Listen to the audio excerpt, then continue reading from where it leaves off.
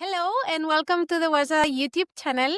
I'm Rosa Pons, Head of Communications at WAZA, and today we're honored to be joined by Dr. Alex Rübel, former Director of Zurich Zoo, former WAZA President, and recipient of the prestigious Heini Hediger Award.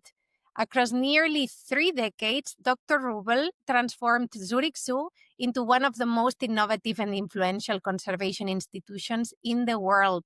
His leadership brought to life groundbreaking exhibits such as the Masoala Rainforest. He championed animal welfare and strengthened the global zoo and aquarium community through his work with WAZA. Dr. Rübel, thank you for being with us today. Thank you for having me. Thank you.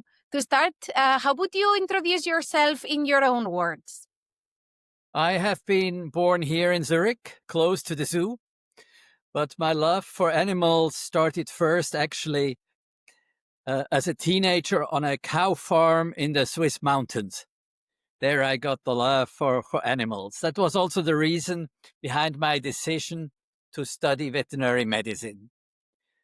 I remain still interested in the zoo, did several internships at the Zoo Basel, at the rhinos there, and got then the university as a clinician for zoo and wild animals at the university. After 10 years of working and teaching wild animal medicine at the university, I applied for the position as a director. I was still young, but I hoped to get this position. There I believed I would be able to better pursue my interest in saving species and doing conservation. And yes, in my nearly 30 years as a director, I was lucky to make a real difference in this regard. That's great. Actually, we can focus on this experience because you served as Director of Zurich Zoo from 1991 2020. So that's, as you said, almost 30 years of leadership. Looking back, what were those early years like and what vision did you set for the zoo? I was actually convinced that the zoo is a cultural institution. And in my opinion, a cultural institution is an institution created by people, for people, with an idealistic goal of contributing to species and nature conservation. It was therefore crucial for me to formulate a vision that would be understood and supported by the public and by the society. This was a prerequisite for me to be able to implement my ideas later on, change the zoo into a conservation institution, and finally, very important, to obtain the necessary funds. Definitely. I mean, there was a huge transformation, as you've said. This transformation was well known for moving away from mere exhibition to ecosystem-based habitats. What was your biggest challenge in realizing this vision and how did you overcome it?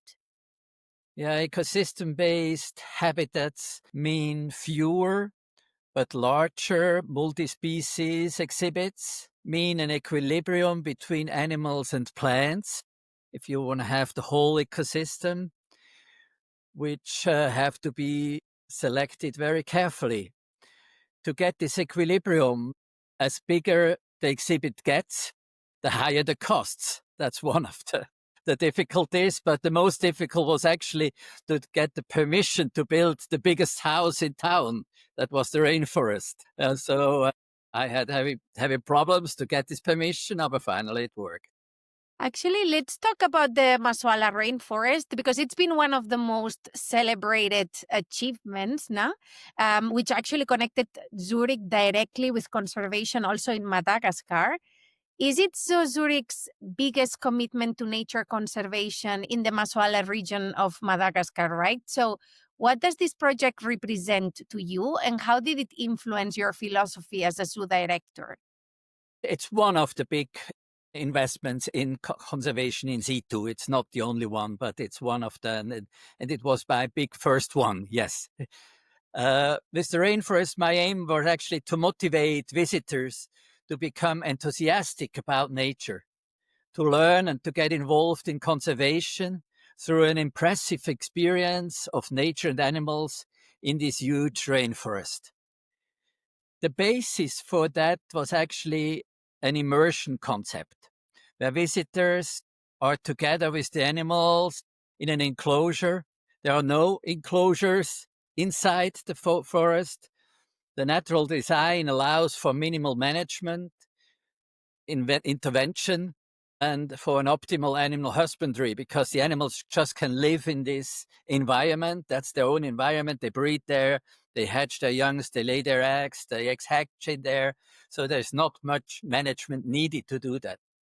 This is complemented by an education center where we can share stories from Madagascar, real stories. We can go down to tell stories, real stories of the red-ruffed lemur family living in that conservation area. Finally, it's ended by some means to support the rainforest through our visitors. And that's how we raised the money for the field project. That makes sense. And you mentioned this visitor experience, right? This exhibit and many of you, it was not just about design. They were also tied, and they are also tied to education and also in situ conservation. How did you ensure visitors left the zoo not just inspired, but really motivated to act for wildlife and the planet? Sometimes I feel we concentrate too much on design. Of course, design is finally very important, but each of our exhibits followed a red file of how we lead the visitors through an exhibit, which began with an introduction into the conservation theme we used the exhibit for, followed by an inspiring experience for visitors, stories about animals and conservation in the field, an educational follow-up, and finally a fundraising part. And I think most important is actually that the design fits into the story and not the story into the design. So that's what we tried very hard to achieve. I understand. And looking back, which innovation in education or visitor engagement at Zurich Zoo do you feel had the most lasting impact, as you mentioned, and why? I don't think actually it was a single innovation. It was the decisive factor of a very detailed planning that focused on what we wanted to achieve. The enclosure design is only one means of implementing this, and only starts when all relevant aspects have been thoroughly thought through and planned. In my view, this is not a specific innovation. It is the combination of all measures we take and their quality which counts. So it's not just one having specifically one impact, but it's really like this collective impact of all in this thorough strategy. Moving to your time as was a president, you were at a pivotal period in 2002 and 2003, and you really helped WAZA shape its modern identity, strengthen its conservation role. What stands out to you as the most significant change that you helped bring about during your time as WAZA president? When I have become president, we just have before decided on a professional office. And together with Peter Dollinger as a CEO, we were able to professionalize our organization and strengthen it towards worldwide standards. Before we were a zoo director institution, and here now we really professionalized this zoo and aquarium association.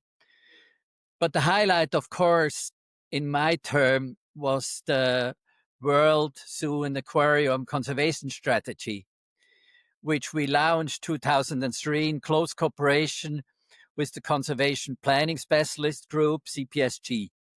This cooperation with CPSG helped us to get a closer link to the IUCN, which intensified the zoo's conservation activities. And finally, 2005, then the strategy was published.